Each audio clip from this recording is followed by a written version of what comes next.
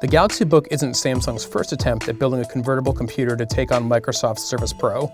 Samsung's latest pairs a powerful processor with a wonderful display, but it'll take more than that to dethrone the convertible king. Just like last year's Tab Pro S, the Galaxy Book combines a thin and relatively lightweight tablet running Windows 10 with a detachable keyboard cover. The tablet feels very solid. I have zero complaints about the build quality.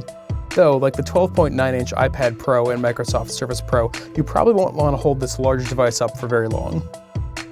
Whether or not used as a tablet or docked with the keyboard, the Galaxy Book screen is a standout. The 12-inch Super AMOLED display sports a 2160 by 1440 resolution that simply looks great, regardless of what you're doing with it. The touch response is also excellent, as is the performance of the included S Pen stylus.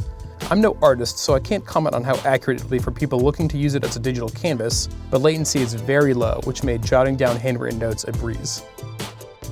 Most of the time, I've been using the Galaxy Book with its included keyboard case, which is a bit of a mixed bag. I am definitely glad that Samsung included both the keyboard and stylus with the tablet though. Microsoft and Apple both charge extra for those accessories. Typing on the Galaxy Book's keyboard on a desk or table works just fine. It's not the best keyboard I've ever used, but it's backlit and responsive, and the keys are just about the same size as you'll find on most laptops. There's very little to complain about until you put it on your lap. There, the keyboard's flimsy nature becomes clear. It's very easy to bend by resting your palms on either side of the trackpad. The flex makes it feel low quality, and even worse, flexing the keyboard in this way will sometimes click the touchpad. Once I figured out what was happening, I could take care and avoid the problem, but it shouldn't even happen in the first place. Speaking of the trackpad, it's fine, but not really noteworthy. It's smaller than I'd like, but it's generally functional. Fortunately, overall performance was a standout and a big improvement on last year's model. The 7th generation Core i5 processor made it easy to power through my daily routine. However, the 4GB of RAM occasionally felt limiting. If I had a lot of Chrome tabs open, I'd have to wait for them to refresh or reload pretty frequently. Overall though, performance was rarely an issue.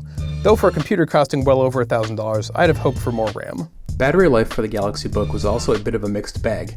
Samsung claims it'll last for 11 hours of continuous video playback, but it only lasted for just over 8 hours in our test. And when I used it in my normal workflow, the Galaxy Book never made it close to the 6-hour mark.